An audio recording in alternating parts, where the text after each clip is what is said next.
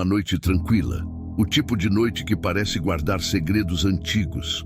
A escuridão da floresta se misturava ao reflexo prateado da lua no rio, criando um cenário misterioso, quase mágico. É nesse cenário que a lenda da Iara ganha vida, contada e recontada pelos ribeirinhos, como um aviso ou talvez uma armadilha para nossa curiosidade. Dizem que Iara era muito mais que uma mulher comum, forte, valente. Ela era uma guerreira, a favorita do cacique, admirada por sua coragem. Mas como tantas histórias trágicas, o brilho de Iara despertou inveja, não de inimigos distantes, mas daqueles que ela chamava de irmãos. Imagine só, o sangue do mesmo sangue, envenenado pela inveja, tramando pelas sombras. Numa noite traiçoeira, os irmãos decidiram emboscá-la.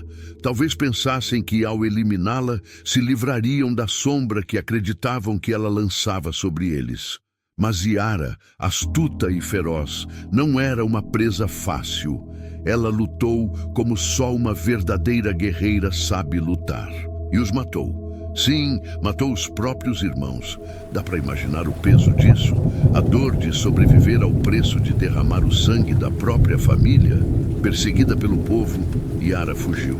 Seu coração devia estar uma mistura de medo e arrependimento. Ou talvez apenas determinação, mas ela foi encontrada.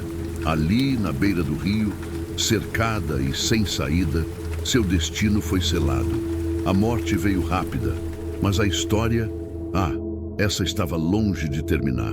Os peixes do rio, numa reviravolta que desafia qualquer lógica humana, fizeram algo inacreditável. Eles levaram o corpo de Iara e o transformaram. De mulher, ela se tornou algo além. Uma criatura de beleza hipnotizante, metade mulher, metade peixe e um canto... Meu Deus, o canto dela! Dizem que é tão doce, tão sedutor, que mesmo o homem mais forte não consegue resistir. Agora imagine, você está sozinho, à beira de um rio, com a lua iluminando a água. De repente, ouve uma melodia. Não parece apenas música. É como se cada nota fosse feita para você, como se aquela voz soubesse seus segredos mais profundos, seus desejos mais ocultos. Você vai até lá porque, bem, como resistir? Você precisa ver quem está cantando. Mas é aí que começa o perigo. É aí que a lenda deixa de ser apenas uma história e vira realidade. Iara canta nas pedras, esperando, atraindo. Mas cuidado, nem tudo que brilha é ouro e nem toda beleza traz algo bom. Sabe, por muitos anos, eu só conhecia a história da Iara como uma lenda fascinante. A ideia de uma mulher forte e corajosa, transformada em algo mágico, sempre pareceu encantadora, quase romântica. Mas tudo isso mudou quando eu conheci Seu Chico. Seu Chico, um caboclo lá de Santana, do Jaguaribe, é daqueles homens que parecem carregar o peso do mundo nos olhos. Com a pele marcada pelo sol e as mãos calejadas pelo trabalho na beira do rio, ele tem um jeito de falar que faz qualquer história ganhar vida. Quando ele se sentou comigo e começou a contar, eu percebi que aquela não seria uma simples conversa. Estávamos à sombra de uma velha mangueira com o rio correndo lento ali perto. O silêncio era só quebrado pelo canto distante dos pássaros e o barulho da água batendo nas pedras. Ele me olhou com aquela expressão grave e começou devagar, como se cada palavra precisasse ser escolhida com cuidado. Você acredita nessas histórias de Iara? Ele perguntou, olhando direto nos meus olhos. Eu ri, meio sem jeito, e balancei os ombros. Acredito que são lendas bonitas, Seu Chico. O povo gosta de contar essas coisas. Ele deu uma risada curta, mas não era de diversão. Era o tipo de risada que vem junto com algo sombrio, algo que você preferia não lembrar. Lenda, né? Pois eu vou lhe dizer uma coisa, moço. Essa história de Iara bonita que canta para encantar os homens, isso é só o que a gente quer acreditar. A verdade é outra. A Iara... Ele parou como se a palavra fosse pesada demais para sair. A Iara é uma criatura do inferno. Aquilo me pegou desprevenido. Um demônio? Eu não sabia o que dizer. Mas antes que eu pudesse reagir, ele continuou. Eu vi essa coisa, vi com meus próprios olhos. Não era história contada por ninguém, não. Foi comigo. Ele olhou para o rio e por um instante parecia que estava vendo algo ali, algo que só ele podia enxergar. Eu era jovem, cheio de coragem ou talvez de burrice, sabe? Naquele tempo eu pescava sozinho.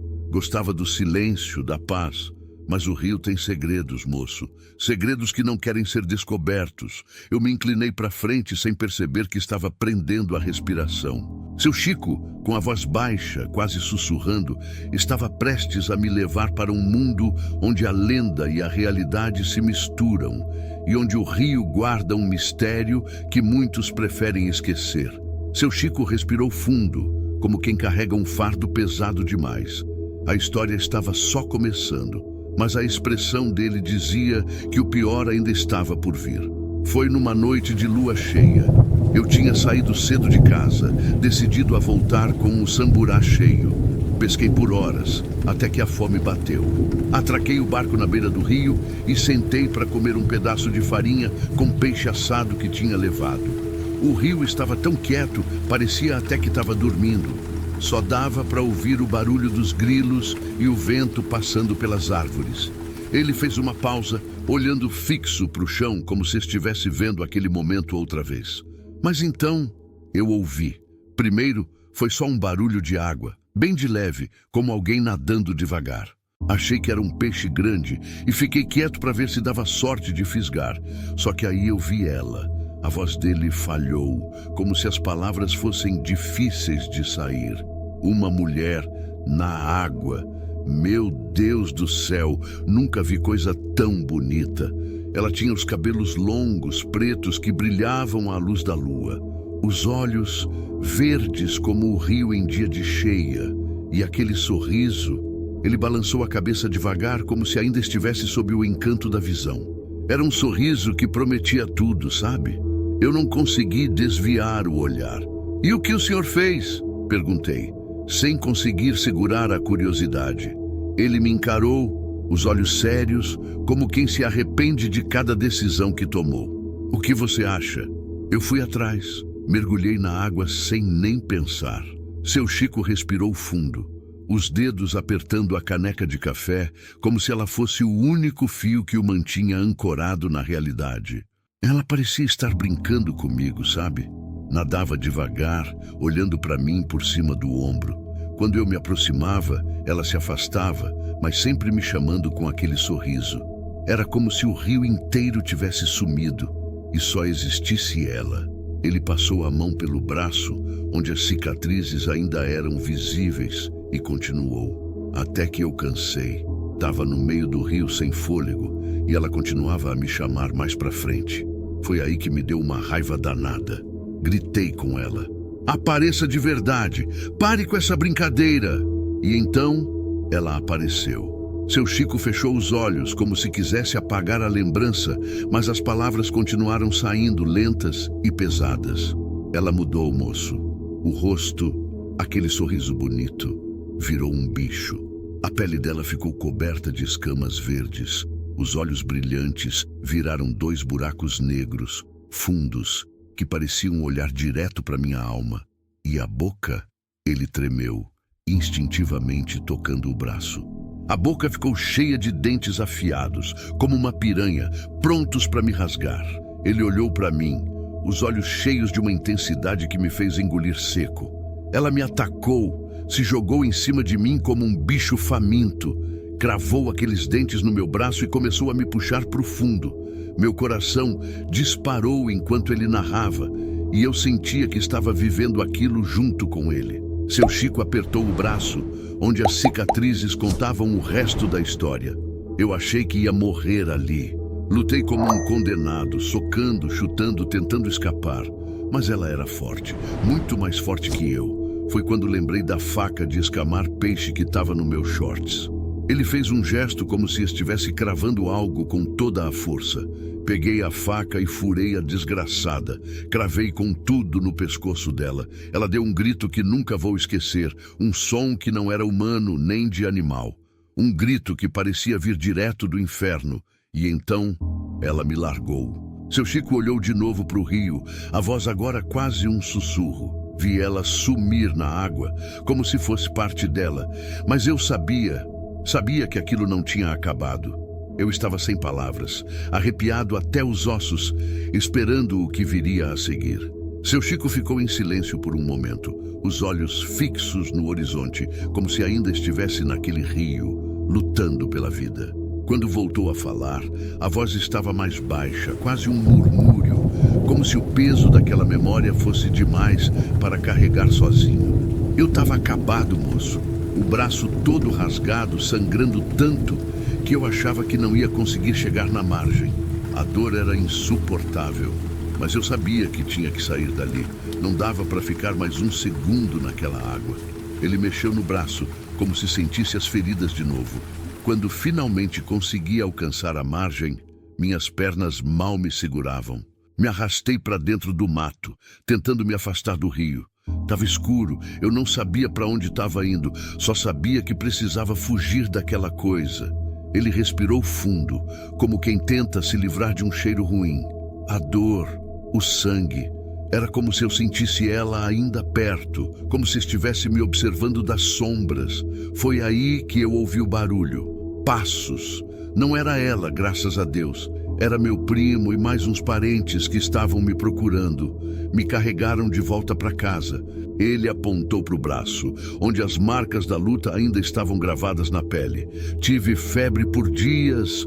O corte infeccionou, quase perdi o braço. Os mais velhos da vila vieram me benzer, rezar por mim, mas nem isso tirava o medo. Aquela coisa me deixou marcado, e não foi só por fora, não. Seu Chico fez uma pausa, os olhos brilhando com um misto de raiva e tristeza. Essas cicatrizes? Ele levantou o braço, mostrando as marcas irregulares. Elas são a prova do que aconteceu. Ninguém acredita de primeira, mas eu não tô aqui para convencer ninguém, não. Tô vivo, e só isso já é milagre. Ele me encarou, os olhos sérios, como se estivesse me dando um aviso direto.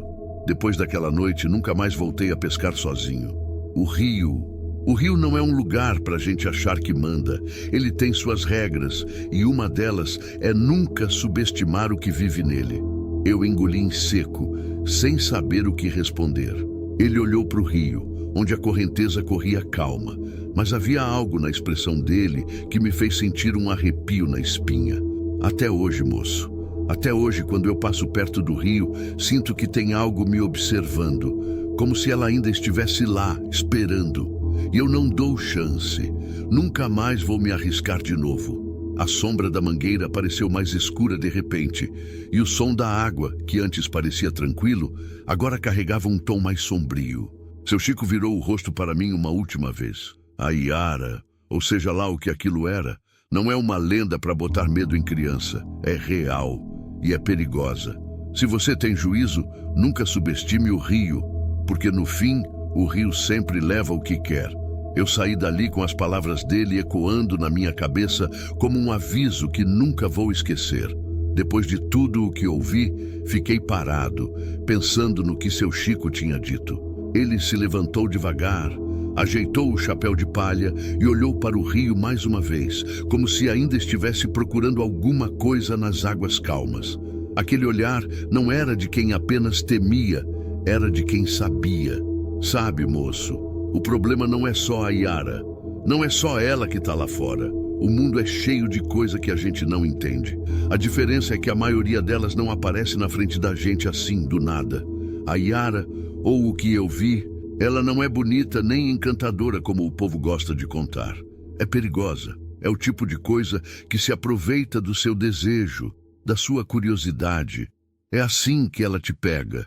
Ele esfregou o braço marcado, como se ainda pudesse sentir os dentes afiados que quase o levaram para o fundo.